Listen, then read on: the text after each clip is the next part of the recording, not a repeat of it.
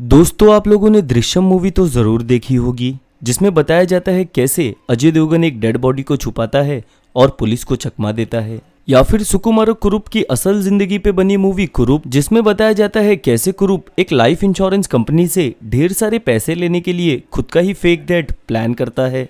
उसी तरह आज के इस वीडियो में हम बात करने जा रहे हैं गोरखपुर उत्तर प्रदेश के एक छोटे से गाँव कमलेशपुरम में रहने वाली एक लड़की के बारे में, जिसका नाम था शिखा दुबे, जिसकी लाश शरेयू किनाल के एक जंगल में पुलिस को मिलती है। लेकिन बाद में पुलिस को पता चलता है कि ये लाश किसी और की है और ये मर्डर शिखा दुबे ने ही किया है। तो बात है 10 जून 2011 की। कमलेशपुरम में रहने वाली एक 23 साल की लड़की दिन दहाड़े गायब हो जाती है। लड़की के परिवार वाले बहुत परेशान होते हैं और पूरा दिन भर अपनी बेटी को खोजते हैं, पर शाम होने तक जब लड़की नहीं मिलती तब उसके पिताजी यानी कि राम प्रकाश दुबे जी परेशान हताश होकर पुलिस के पास जाते हैं और कंप्लेन फाइल कराते हैं। राम प्रकाश दुबे जी पुलिस को बताते हैं कि मेरी बेटी यानी कि शिखा दुबे दीनदयाल उपाध्याय यूनिवर्सिटी में पोस्ट ग्रेजुएशन की पढ़ाई कर रही थी।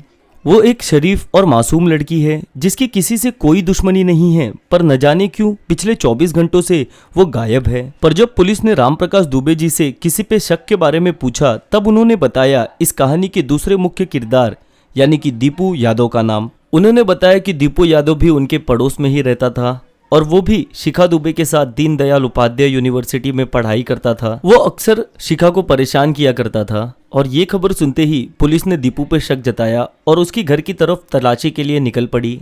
लेकिन दीपू के घर पे पहुंचते ही पुलिस को पता चला कि पिछले 24 घंटे से दीपू यादव भी गायब है। तभी पुलिस का शक दीपू यादव पर और भी ज्यादा हो गया। लेकिन उसके एक दिन बाद पास के ही एक जंगल सरेयू केनाल से एक लड़की की लाश मिलने की खबर आती है। तभी तुरंत पुलिस घटना स्थल पर पहुंच जाती है और साथ ही साथ शिखा के भी परिवार वालों को बुला लेती है। फिर जैसे ही शिखा के परिवार वाले घटना स्थल पर पहुंचते हैं, उन्हें उस लड़की की लाश दिखाई जाती है।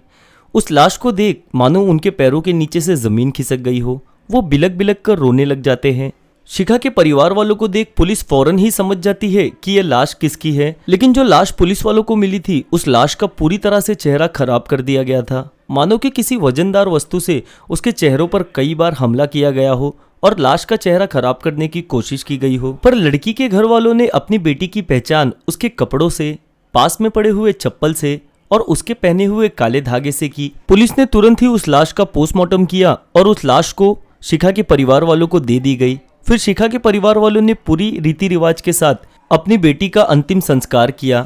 अब जैसे ही आम जनता को इस घटना के बारे में पता चला, वो पूरी तरह से आंख बबूला हो गए और पुलिस पर इस चीज की वजह से बहुत ही ज्यादा दबाव पड़ने लगा। आम जनता जल्द से जल्द शिखा के कातिलों को सलाखों के पीछे देखना चाहती थी और शिखा के कातिलों तक पहुंचने का पुलिस के पास सिर्फ एक रास्ता था और वो था दीपू यादव। फिर पुलिस ने दीपू यादव के सभी दोस्तों के साथ पूछताछ शुरू कर दी, पर अंत में पुलिस के हाथ लगी सिर्फ नाकामी। बताया तो ये भी जाता है कि पुलिस ने दीपू यादव के कुल 50 से भी ज्यादा दोस्तों के साथ पूछताछ की, पर इस चीज का भी पुलिस को कोई फायदा नहीं हुआ। पर कहते हैं ना दोस्तों, कातिल चाहे जितना भी होशियार क्यों ना हो, एक ना एक दिन वो पकड़ा जरूर जाता है। और हुआ यही दोस्तों। पुलिस को दीपू के एक बेहद ही करीबी दोस्त ने बताया कि उसने दीपू को उत्तर प्रदेश के एक सोनभद्र इलाके में देखा है। फिर जैसे ही पुलिस को दीपू के बारे में खबर पता चली, पुलिस के तो मानो कान ही खड़े हो गए हों।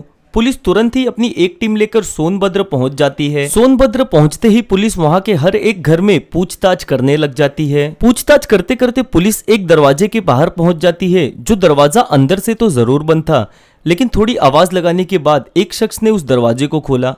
पर उस शख्स को देखने के बाद पुलिस की आंखें तो मानो फटी की फटी रह गई हो। उस दरवाजे को एक लड़की ने खोला था और वो लड़की कोई और नहीं बल्कि शिखा दुबे ही थी। पुलिस समझ नहीं पाती है कि जिस लड़की की लाश उन्हें कुछ दिनों पहले ही मिली थी, वो लड़की उनके सामने अभी जिंदा कैसे खड़ी है। फिर पुलिस ने उस घर की भी तलाशी ली और उस घर के अंदर उन्हें मिला दूसरा शख्स। जी हाँ दोस्तों, वो शख्स भी दीपू यादव ही था। फिर पुलिस ने उन दोनों को तुरंत ही अरेस्ट कर लिया और पूछताछ के दौरान उन दोनों ने एक ऐसा काला सच बताया जो सुनने के बाद किसी भी आम आदमी की रूह कांप जाए। उन्होंने बताया कि कैसे वो दोनों एक ही कॉलेज में पढ़ा करते थे। पड़ोसी होने के कारण दोनों में दोस्ती भी हो गई थी। अब दोस्ती होने के बाद दोनों एक दूसरे के करीब आने लग गए। अब देखते ही देखते वो दोनों को एक दूसरे से प्यार होने लग गया और दोनों एक दूसरे के साथ जीने मरने की कस्में खाने लगे। तभी वो लोगों ने सोचा क्यों ना हम एक साथ शादी कर लें। लेकिन वो लोग ये बात भी बहुत अच्छे से जानते थे कि उनकी घर वाले ये शादी कभी नहीं होने देंगे। दरअसल दोस्तों, शिखा दुबे एक ब्राह्मण कास्ट की लड़की थी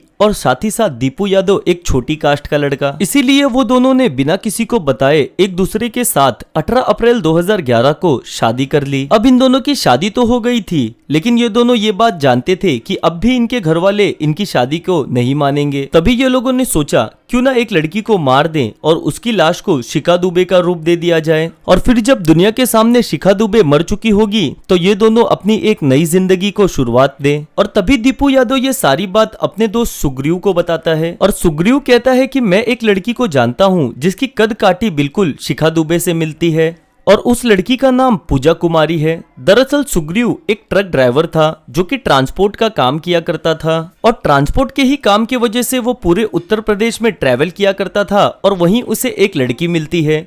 वो लड़की हालांकि काफी गरीब घराने से थी, लेकिन वो काफी ज्यादा जिम्मेदार थी और वो एक नौकरी की तलाश में भी थी। और तभी सुग्रीव उसकी मजबूरी का फायदा उठाते हुए उसे एक जॉब ऑफर करता है और कहता है कि आपको काफी ज्यादा पैसे भी मिलेंगे। अब पूजा काफी ज्यादा परेशान थी और उसके पास एक 3 साल की छोटी बच्ची भी थी, तो वो इस ऑफर को मना नहीं कर पाई। अब पूजा ने अपनी छोटी बच्ची की अच्छी परवरिश और भविष्य के लिए नौकरी के लिए हामी कर दी और सुग्रीव पर भरोसा कर लिया। और तभी सुग्रीव पूजा को अपने साथ लेकर जाता है और कहता है कि 2 लोग आपसे मिलने आएंगे और आपको पूरा काम बता देंगे। और वो 2 लोग दीपू यादव और शिखा दुबे ही होते हैं। अब ये दोनों भी पूजा कुमारी को मिलते हैं और सुग्रीव की ट्रक की मदद से उसे एक सुनसान जगह पर लेके जाते हैं। सुनसान जगह पर लेके जाने के बाद वो लोग पूजा कुमारी का गला दबाने लग जाते हैं और गला दबाने की वजह से पूजा कुमारी की जान ले लेते हैं। इस कत्ल में दीपू यादव शिखा दुबे की मदद सुग्रीव के साथ सुग्रीव के ही ट्रक में काम करने वाला एक लड़का बलराम भी देता है। इस कत्ल के बाद शिखा दुबे अपने कपड़े पूजा कुमारी को पहना देती है और साथ ही साथ उसके लाश के पास ही अपने चप्पल भी उतार देती है, और यहाँ तक कि जो काला धागा शिखा दुबे हमेशा पहना करती थी वो काला धागा भी अब वो पूजा कुमारी को पहना देती है। लेकिन उसके बाद भी पूजा कुमारी का चेहरा तो पहचान में आ ही रहा था। तभी वो लोग सोचते हैं क्यों ना इस लाश का चेहरा भी बिगाड़ दिया जाए ताकि किसी को पता ही ना चले कि ये लाश शिखा दुबे की है या पूजा कुमारी की। और तभी सुग्रीव और उसका साथी बलराम ट्रक में से ही एक रॉड निकालते हैं और जोर जोर से पूजा कुमारी के चेहरे पे मारकर उसका चेहरा बिगाड़ देते हैं। साथ ही साथ सिगरेट से भी उसका चेहरा जलाया जाता है ताकि इस घटना को वो कोई और रूप दे सके। रिपोर्ट्स के हिसाब से तो पूजा कुमारी को सेक्सुअली भी असॉल्ट किया गया था। दूसरी तरफ शिखा दुबे बाजार से लाए हुए नए कपड़े पहनकर अपने पति दीपू यादव के साथ वहां से चली जाती है और एक नई जिंदगी की शुरुआत करती है। लेकिन जब शिखा दुबे पुलिस के हाथों पकड़ी जाती है और शिखा दुबे के पिताजी यानी कि राम प्रकाश दुबे जी को बुलाया जाता है, तब वो शिखा दुबे को देखकर बहुत गुस्सा होते हैं। वो शिखा दुबे के सर पे हाथ रख के रोने लग जाते हैं और कहते हैं इससे अच्छा